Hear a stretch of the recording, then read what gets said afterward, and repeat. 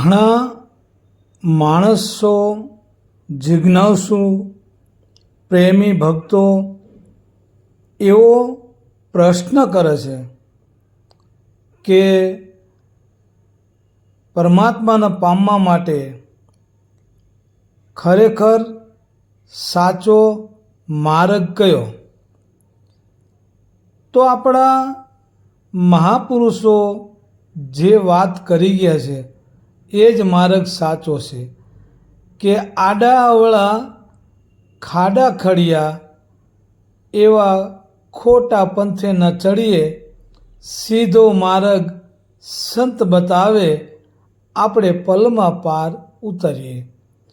તો આડા અવળા રસ્તા કયા છે કે જે પરમાત્મા સુધી પહોંચતા નથી? એ આડા અવળા રસ્તા છે. અને સીધો માર્ગ કયો છે? તો જે આપણા સંતોએ કહ્યો છે એ સીધો માર્ગ છે. જેમ સાહેબ કબીરે કીધું કે બિના પંથ કી રાહ હૈ, બિન બસ્તી કો દેશ, બિના પિંડ કા પુરુષ હૈ, કહે કબીર ઉપદેશ.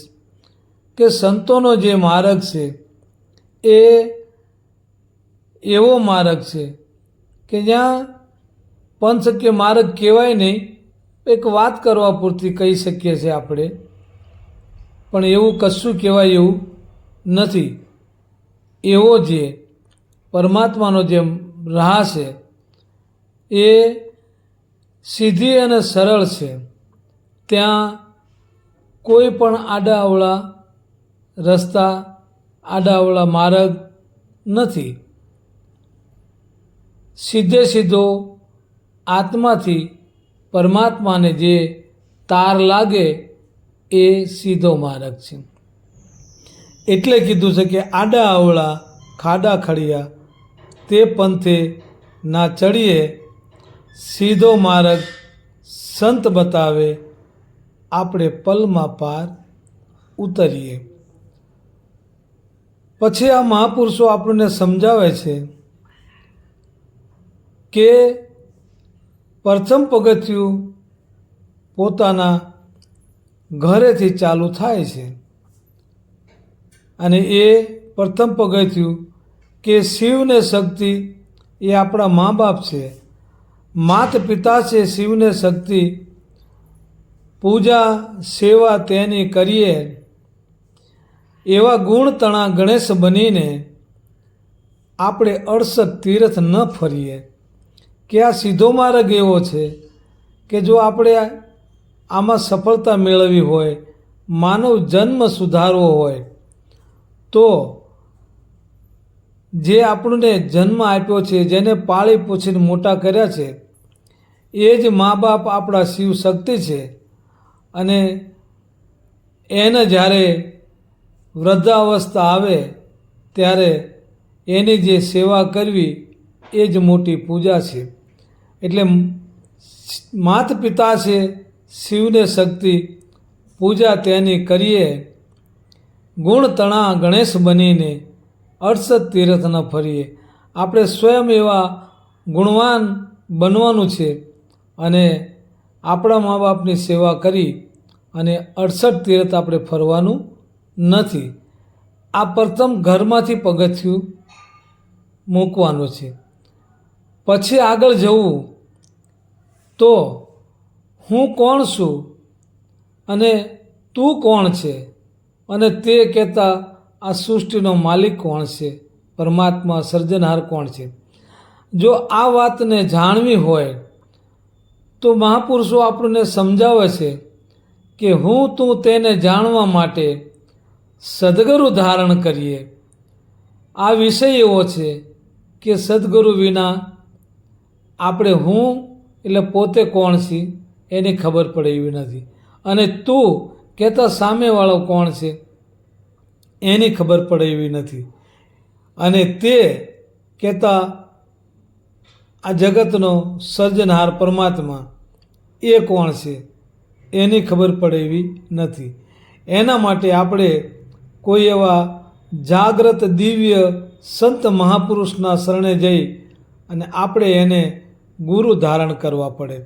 અને એ પછી આપણને એ બિના પંથ કી રાહ સાહેબ જે વાત કરી ગયા છે એવો માર્ગ આપણને બતાવે કે જે કોઈ પંથ રાહ ના હોય, કોઈ માર્ગ ના હોય, તે છતાંય સીધા આત્માથી પરમાત્માનો સીધો તાર લાગે, વચ્ચે કોઈ જ આવરણો ન આવે અને સીધે સીધા જ આત્માનો પરમાત્મા સાથે મિલન થાય એવી જે પંથ અને માર્ગ વગરની જે રાહ છે એ સતનો માર્ગ છે. એ આપણને સદગુરુ સમજાવે છે. અને એ સમજ્યા પછી આપણે એ મહાપુરુષના વચને ચાલવું.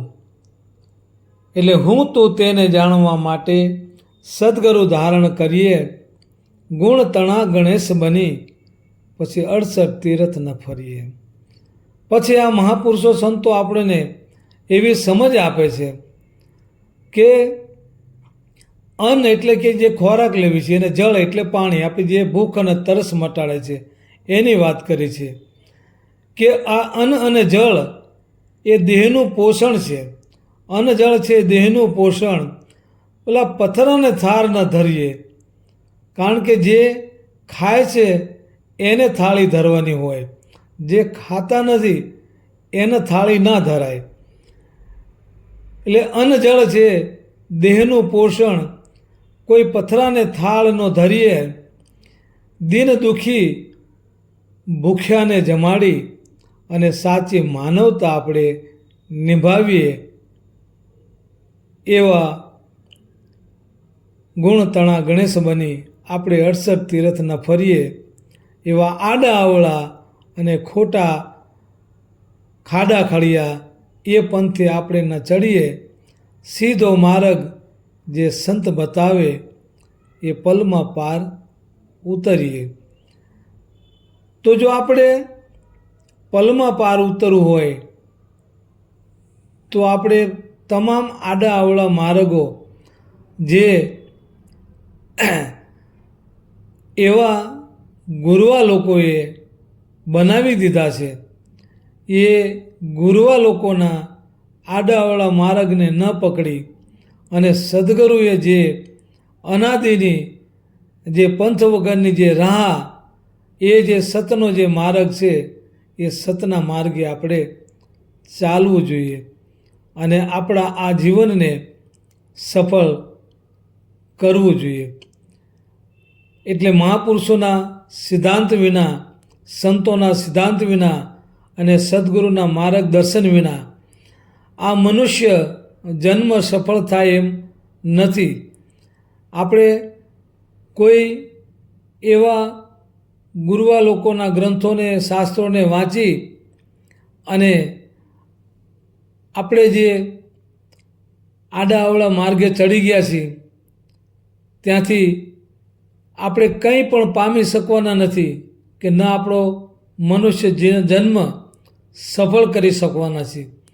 ખરેખર આ મનુષ્ય જન્મ જે મળ્યો છે એ સાચો છે. આના પહેલાં મળ્યો તો એનો કોઈ પુરવાર નથી. આના પછી મળશે એવી કોઈ ધારણા નથી કે એવો કોઈ પ્રકાશ નથી કે આપણને આના પછી પણ બીજો જન્મ મળશે. એટલે આના પહેલાં કયો જન્મ હતો એ ભાંજગણમાં આપણે પડવું નથી. આના પછી આપણે મોક્ષ મળે એ ભાંજગણમાં આપણે પડવું નથી. આપણને સ્વર્ગ મળે એ ભાંજગણમાં આપણે પડવું નથી. આપણને બીજો મનુષ્ય જન્મ મળે એ પણ ભાંજગણમાં આપણે પડવું નથી. આપણને જે હાલ જે મનુષ્ય જન્મ મળ્યો છે એ મનુષ્ય જન્મને દીપાવવો, બસ એ જ સમજણમાં આપણે રહેવાનું છે. અને એ સમજણ જો આપણને ના પડતી હોય તો આપણે એવા કોઈ સંત મહાપુરુષના શરણે જઈ અને સમજી લેવું જોઈએ કે મારે આ મારો મનુષ્ય જે જન્મ મળ્યો છે આ જન્મની અંદર મારે 3 મુદ્દાઓ સમજવા છે. હું કોણ છું, તું કોણ છે અને તે કોણ છે. આ 3 મુદ્દાને સમજી અને આપણું આ જે જીવન છે એને ઘણું વિવેકમય જીવી અને આપણા આ મનુષ્ય જન્મને દીપાવવાનો છે. એટલે જે મહાપુરુષો આપણને કહી ગયા છે એમ આડા અવળા ખાડા ખડિયા તે પંથે ન ચડીએ, સીધો માર્ગ સંત બતાવે, આપણે પલમાં પાર ઉતરીએ.